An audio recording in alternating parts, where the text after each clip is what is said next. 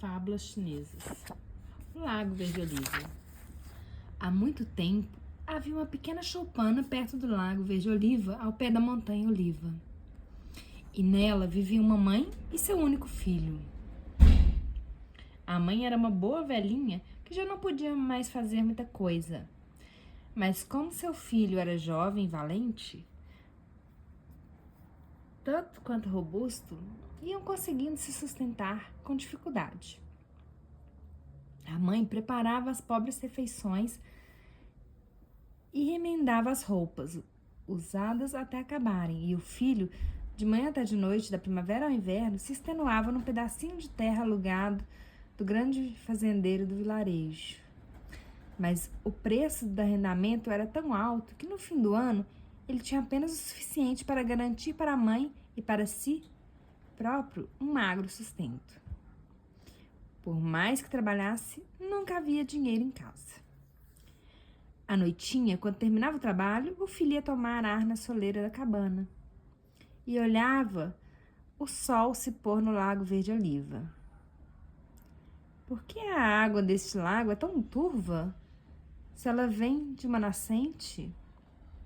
E ao ver a mãe maltratando os olhos, remendando indefinidamente roupas que já não aguentavam de tão gastas, ele se perguntava também: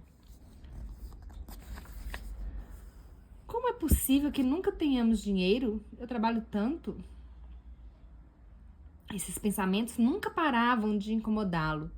Por isso, quando ouviu dizer que ao oeste da montanha o espírito da montanha tinha a resposta para toda pergunta humana, tomou a decisão de consultá-lo. Foi preciso aguardar um bom tempo antes de conseguir juntar uma quantidade suficiente de alimento para a mãe, que durasse ao longo da sua ausência, que poderia ser de até um mês. Mas, finalmente, um dia ele se pôs a caminho. Como o espírito vivia a oeste dali, foi naquela direção que ele seguiu, rumo ao lugar onde toda tarde o sol mergulhava no lago, os seus grandes pés de ouro. Caminhou 7 dias e 7 noites antes de alcançar a outra margem. Esgotado pela fome e pela longa caminhada, ficou feliz ao bater à porta de uma choupana de ar acolhedor. Uma velha veio abrir. Entre, meu filho, vejo que você precisa de um bom descanso. Depois de comer e beber aquilo que a velha lhe dera, o moço adormeceu como uma pedra. De manhã, acordou descansado e disposto, e preparou-se alegremente para prosseguir viagem. Pretende ir muito longe? Perguntou a mulher. Boa velhinha, eu mesmo não sei. Vou à procura do espírito da montanha ocidental, respondeu o jovem. O espírito da montanha? E o que deseja dele? Quero lhe perguntar. Por que no Lago Verde Oliva a nascente é embaçada? E eu, que trabalho tanto, só tenho pobreza, mais nada. Que sorte ao ter conhecido você, exclamou a mulher toda contente. Já que vai até lá, poderia perguntar ao espírito alguma coisa por mim? Minha filha é muda de nascença, embora seja muito bela e inteligente. O espírito não poderia indicar uma forma de cura? Eu farei a pergunta a ele, de bom grado, assegurou o jovem de boa vontade. Mas como o sol já estava lançando seus primeiros raios no horizonte, ele se despediu da velha, agradecendo a hospitalidade, e retomou o caminho. Andou durante muito tempo, mais 7 dias e 7 noites, sem descansar um só instante, sem beber nem comer. Na noite do 7º dia, estava tão esgotado que mal teve forças para bater à porta de uma choupana que havia à beira da estrada. Um velhinho muito vivo veio abrir, o fez entrar, deu-lhe de comer e beber à vontade, e depois o fez deitar numa boa cama. Pela manhã, quando o viajante se preparava para partir, o velho lhe perguntou: E aonde vai, meu jovem amigo? À montanha ocidental, bom velhinho. E o que vai fazer lá? Surpreendeu-se o velho. Ninguém mora naquela montanha, não poderá ganhar a vida lá.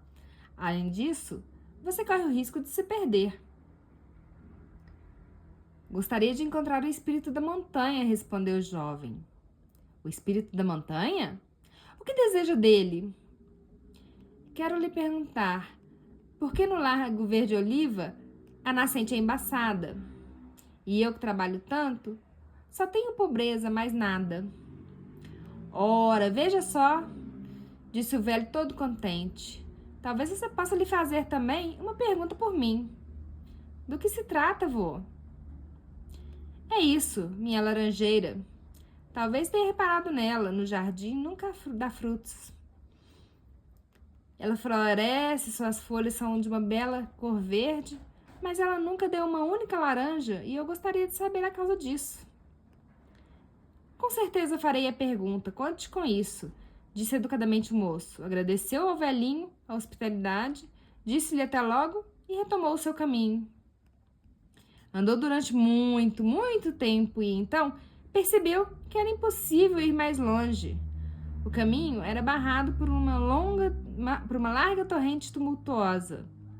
O moço examinou os arredores, mas não havia, ao alcance da mão, nem a menor embarcação, ao menos um barqueiro.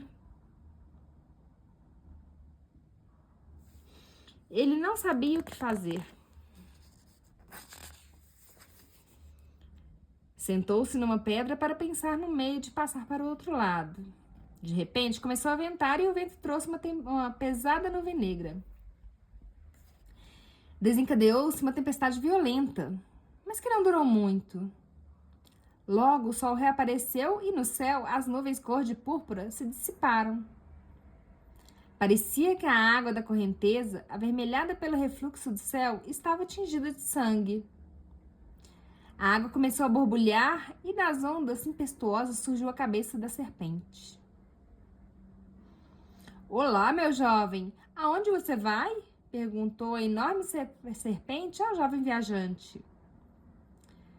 Vou em busca do espírito da montanha, respondeu o moço, levantando-se e afastando-se prudentemente um pouquinho da margem. Não precisa ter medo de mim, disse a serpente com um tom benevolente. Nunca fiz mal a ninguém. Mas me diga, o que você quer do espírito? Quero perguntar a ele por que no Lago Verde Oliva, a nascente é embaçada e eu que trabalho tanto só tenho pobreza e mais nada. Muito bem, mas eu lhe peço, meu rapaz, pergunte uma coisa por mim, solicitou a serpente. Nunca fiz mal a quem quer que seja e, no entanto, estou condenada a ficar 1000 anos aqui.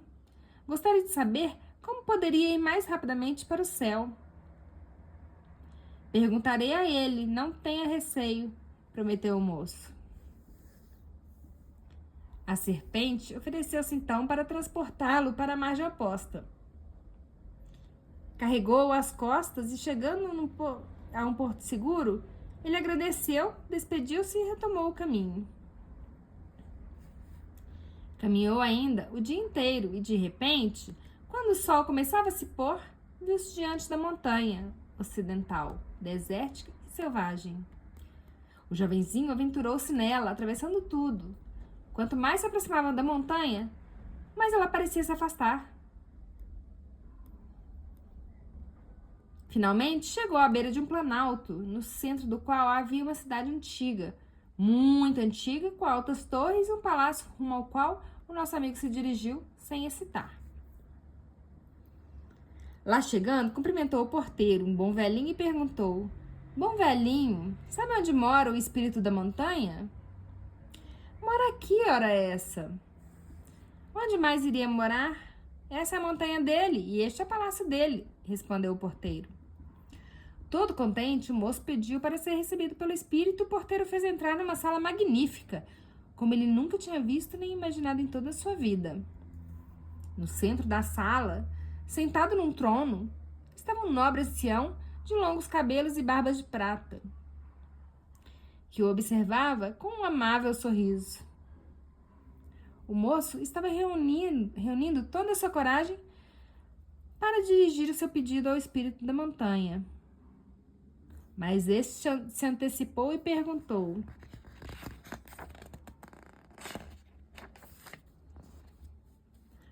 O que deseja, meu jovem? Gostaria de obter resposta a 4 perguntas, balbuciou ele, muito emocionado. 4? Saiba que entre nós existe uma regra.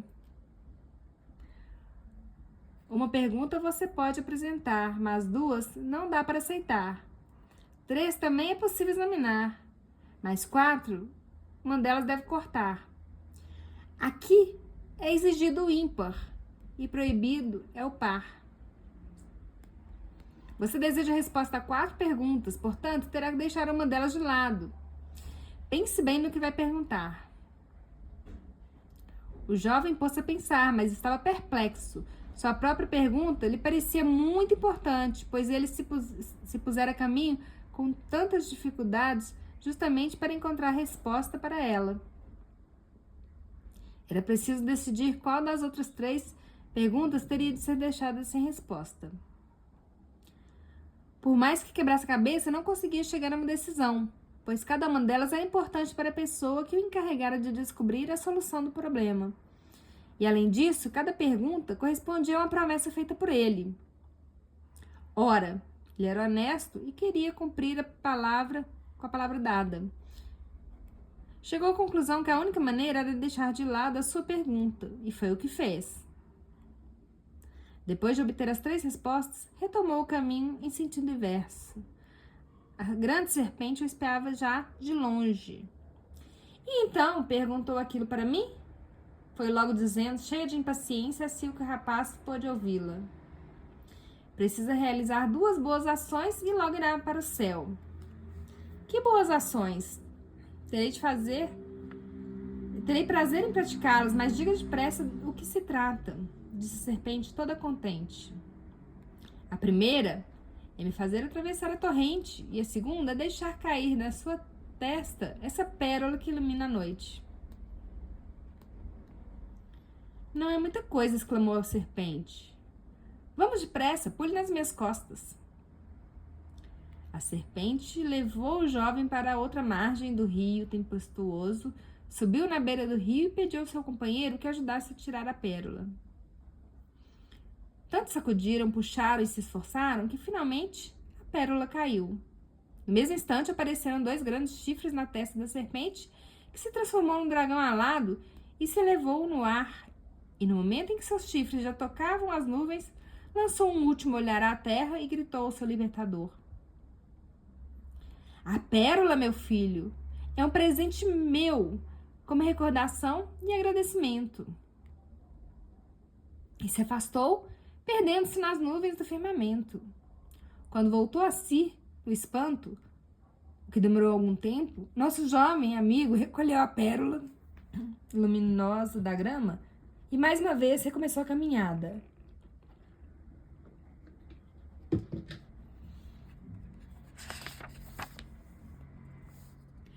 O velhinho, que o aguardava com impaciência, foi ao seu encontro. Cumpriu a promessa? Perguntou assim que o viu de longe. Com certeza, bom velhinho, respondeu o jovem. O espírito da montanha manda dizer-lhe que no fundo do lago do seu jardim estão enterrados 9 barris de ouro e 9 tonéisinhos cheios de prata. O senhor deve regar a laranjeira com a água fresca da nascente que surgirá quando desenterrar os barris. E a árvore dará frutos magníficos. O velhinho chamou o filho para ajudá-lo e imediatamente pôs mãos à obra.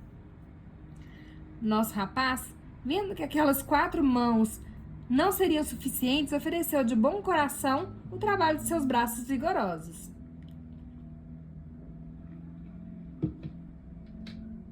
Em primeiro lugar, esvaziaram o laguinho artificial e depois começaram a cavar a lama e a terra. Já tinham cavado durante metade do dia e nada aparecia. Cavaram ainda durante toda a segunda metade do dia e quando o buraco estava fundo, bem fundo, as pás bateram em alguma coisa. Eram os barris de ouro e prata. Com grande dificuldade, eles arrancaram do chão onde dormiam havia tanto tempo. E assim que o primeiro foi retirado, uma água límpida jorrou do buraco, enchendo o lago artificial com tamanha rapidez que os três tiveram de correr para não se afogar. E era uma água tão clara como cristal. O velho regou fartamente a laranjeira com ela. E já as primeiras gotas, quando caíram nas folhas como pérolas, fizeram nascer imediatamente belas laranjas douradas. O velhinho pulava de alegria, presenteou o viajante com alguns punhados de ouro e de prata, e o rapaz despediu-se dele para retornar o caminho de volta. Quando chegou a choupana onde morava a velha mãe e a filha muda, a pobre mãe lhe perguntou, assim que ele chegou à soleira da porta da casa: Bem-vindo, meu rapaz. Entre para descansar de sua longa caminhada. Você não se esqueceu de sua promessa, não é mesmo? Promessa é dívida, respondeu alegremente o jovem camponês. O espírito da montanha manda dizer que a sua filha ficará curada quando vir o homem que está destinado a ela. A moça vinha justamente chegando e da porta ouvira aquelas palavras, olhou timidamente para o jovem e ficou vermelha como um pimentão. Curvou-se para a mãe e lhe perguntou sussurrando: Quem é ele, mamãe? Minha filha, minha filhinha, o que está acontecendo? Você está falando? E a mãe, louca de alegria, desfez em lágrimas, de tão comovida que estava, e repetia: Louvado seja o espírito da montanha, porque deu a palavra à minha filha e um genro a mim. Os dois jovens se olharam profundamente nos olhos e depois a moça baixou os seus. E foi assim que o jovem peregrino se pôs a caminho de sua própria choupana, com uma pérola fosforescente, uma porção de moedas de ouro e prata e uma bela mulher. Enquanto caminhava, alegrava-se por estar na última etapa da viagem e por rever, finalmente, o seu lar, onde iria fazer uma surpresa tão agradável à mãe. Mas algo horrível havia acontecido. Afligida pela longa ausência do filho, a pobre velhinha, receando que ele tivesse sido vítima de alguma desgraça, tinha derramado tantas lágrimas que a sua visão enfraquecera até desaparecer completamente. Como o pobre filho desejava que sua mãe pudesse ver a jovem esposa, como gostaria que ela se alegrasse vendo o ouro cintilante e sonante, como ficaria feliz em lhe mostrar a pérola que brilhava na escuridão. Mas a pobre velhinha apenas podia acariciar os cabelos da jovem noiva, girar a pérola entre os dedos e ouvir o tilintar das moedas de ouro. O moço ficou muito infeliz com tudo aquilo, colocou a pérola fosforescente sobre os olhos da mãe, na esperança de que ela enxergasse seu brilho, mas foi em vão. A fosforescência da pérola não conseguiu romper a escuridão na qual a velhinha agora vivia. Seu filho apertava a pérola entre os dedos e pensava com todas as suas forças: eu daria todos esses tesouros para que minha mãe recuperasse a visão. E nesse momento, a mãe ergueu os olhos e deu um grito de alegria, abraçou os filhos e beijou-os. Rindo, havia recuperado a visão. Será que a pérola tinha um poder mágico? Para verificar, o moço se assegurou de novo com força, pensando que todos os ricos maus desapareçam dessas paragens. Que todos os ricos maus desapareçam dessas paragens. E o que ele tinha desejado aconteceu. Desde esse dia, todos os pobres foram felizes. E a água do lago verde-oliva tornou-se clara como cristal de rocha.